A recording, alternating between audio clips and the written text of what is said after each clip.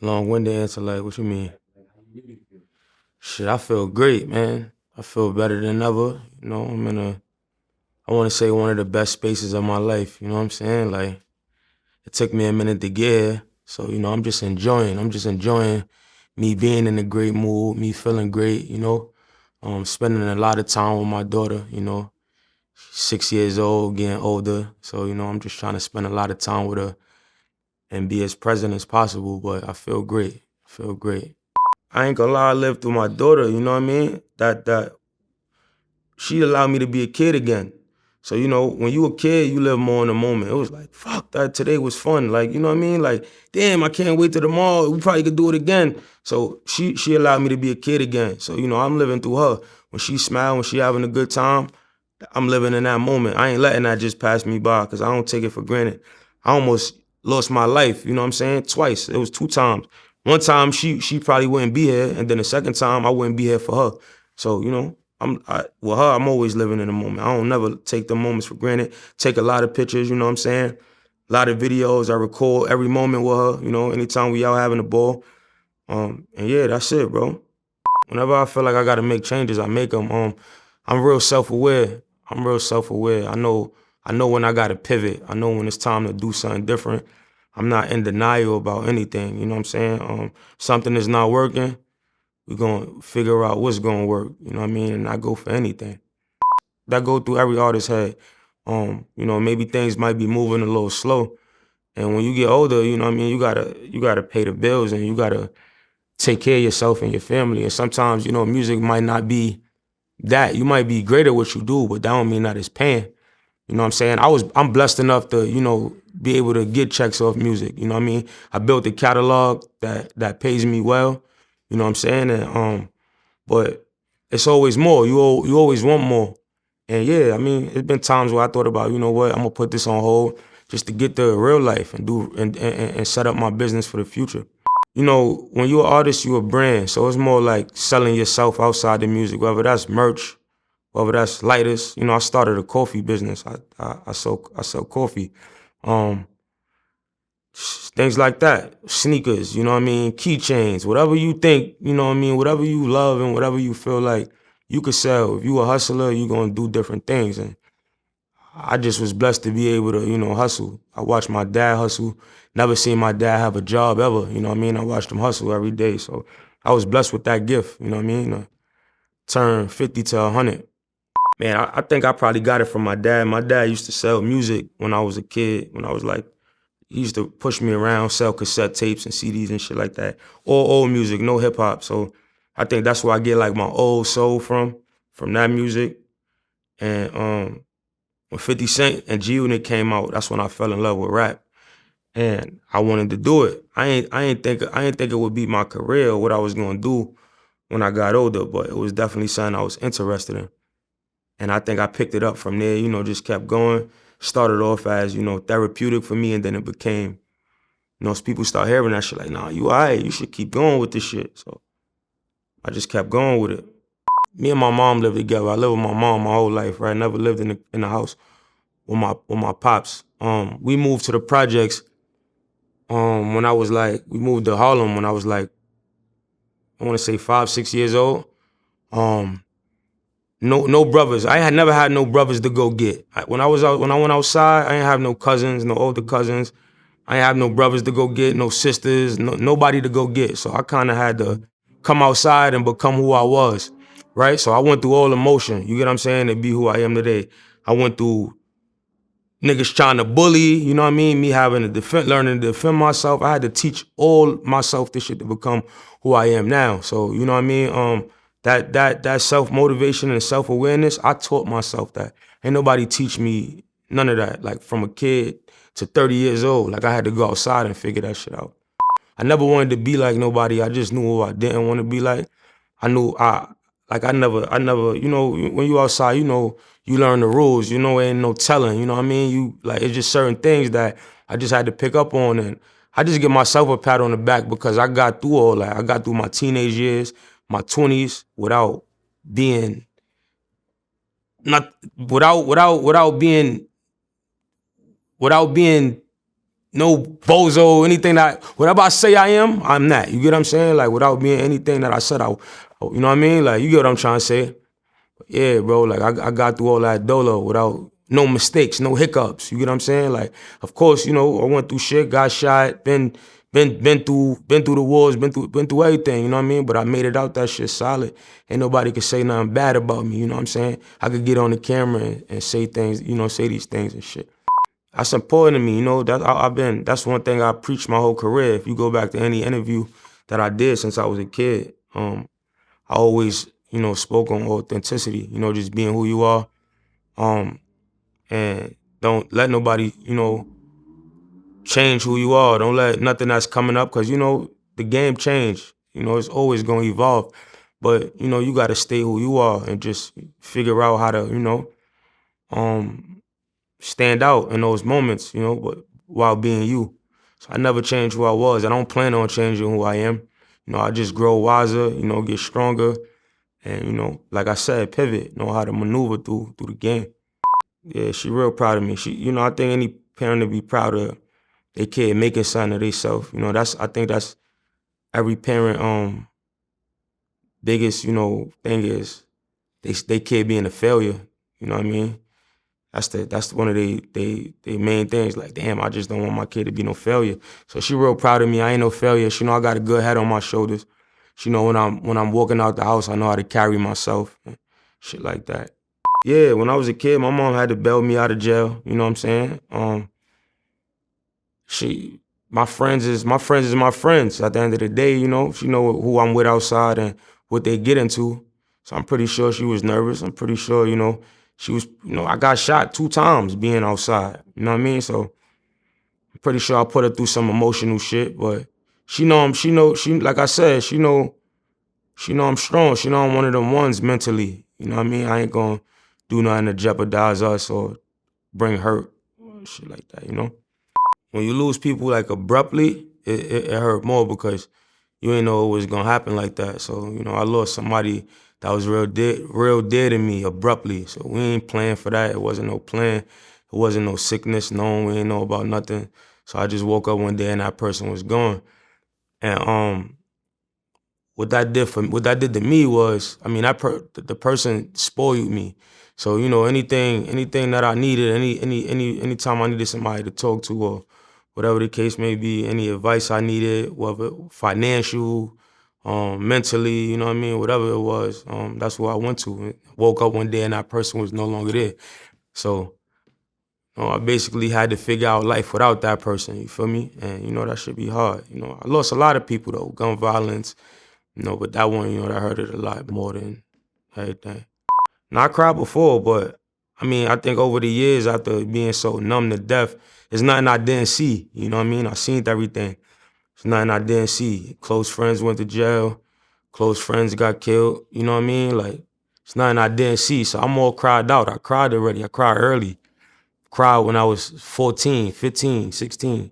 So, you know, I don't cry no more. Nothing hurt. Believe it or not, it came and went. I got shot twice in my life. So I got shot when I was 17, and then I got shot as an adult.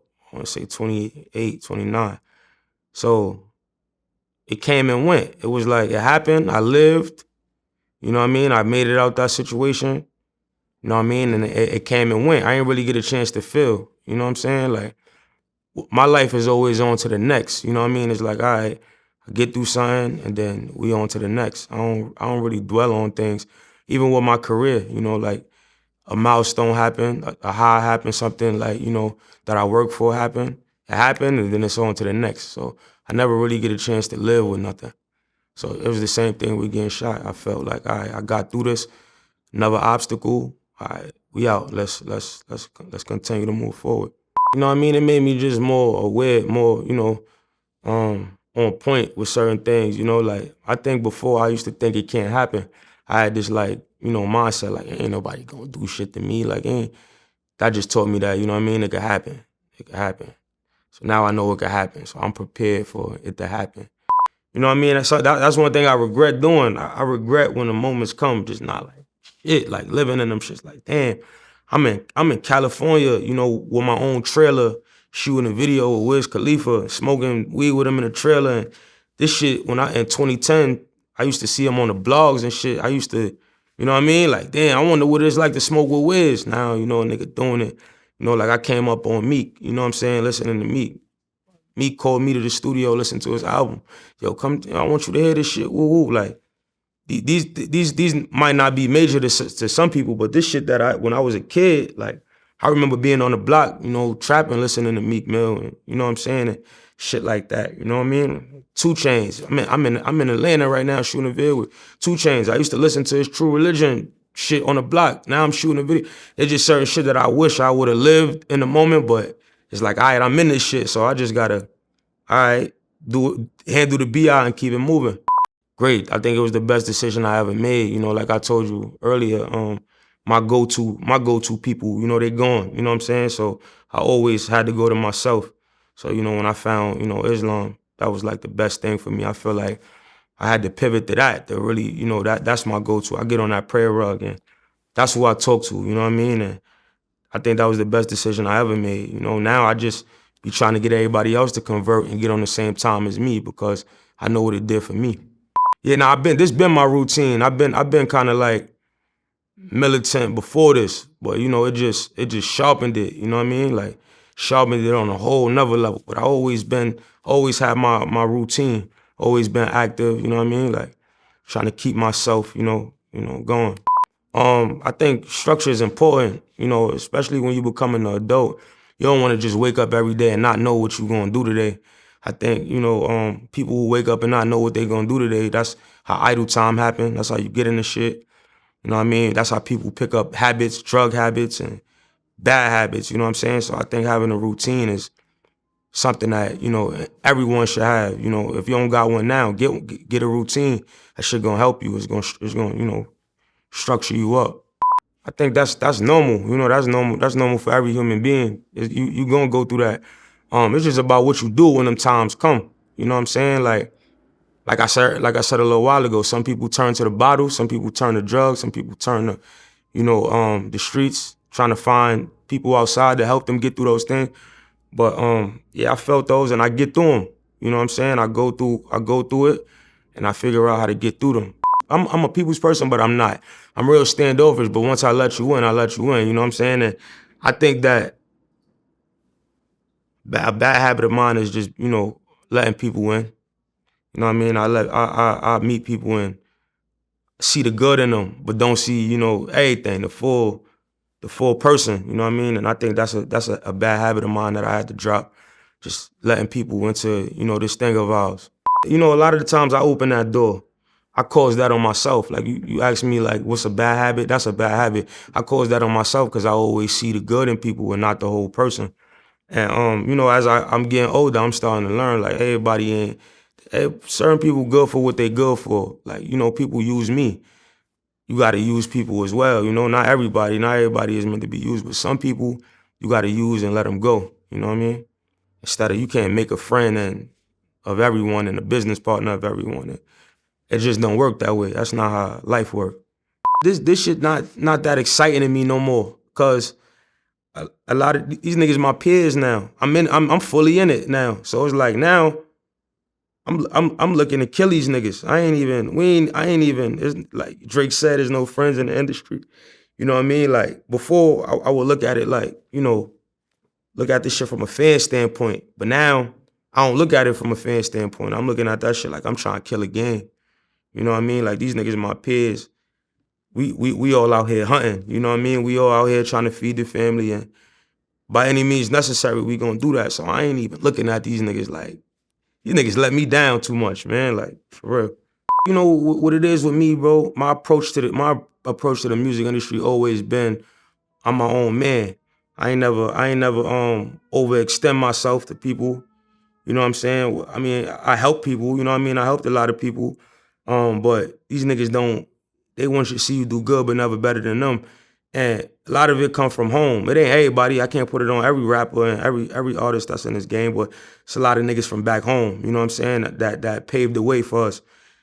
I just feel like them niggas ain't never really reach out, reach for the niggas who deserve it, niggas who been grinding, niggas who put their own work in, niggas who got their own merch. You know what I'm saying? Out here really doing their own thing and not asking niggas for help. I just feel like a lot of them niggas could send a hand and, you know what I mean, pull us up, but you know niggas ain't gonna do it. So that let me down. You know, I thought it was all love. You heard? I thought it was Harlem love and New York love and shit like that, but it ain't that. That's the shit that let me down. I know when I'm in position, when I'm in a great position, I try to help niggas that's beneath me, you know what I'm saying? Or not beneath me, coming up, you know what I mean? Like do features, do videos for niggas for no charge. Post nigga shit, you know what I mean? Like, that's it. Absolutely. That's all it's about at the end of the day. As long as it's a respect thing, I don't care about nothing else. I'm going to continue to do me regardless. Buy fly shit, buy jewelry, you know what I'm saying? Take care of my kid, get cribs, make money. Everything's sturdy over here. I ain't complaining about nothing. It's just niggas let me down. I thought, you know what I mean? Everything good though. I ain't complaining about it. I'm blessed, brother. I'm looking forward to just expanding, you know what I mean? Dropping my projects when I want to drop my projects, but you know, I want to get into different business ventures. I want to really I want to travel the world. I want to get out here and, you know what I mean? I'm looking forward to going to different continents, going to Africa, checking out Australia, you know what I mean? Going to Mecca, you know what I'm saying? I'm just looking forward to the future, like just expanding, living life on a different level outside of music, outside of having to please people, you know what I mean? That's it. Yeah, I got my passport late, bro. I was on probation for probably like 10, 11 years of my life. Get off, get back on, you know what I'm saying? So I got my passport late. I've been to Jamaica, and I took my daughter to the Bahamas for my birthday. So I only been 2 places, but you know, it's time for me to get out there. Now I got the passport, you know, everything clean. I'm free to go. I only been to Jamaica and the Bahamas. I've been to like 30 states in the US.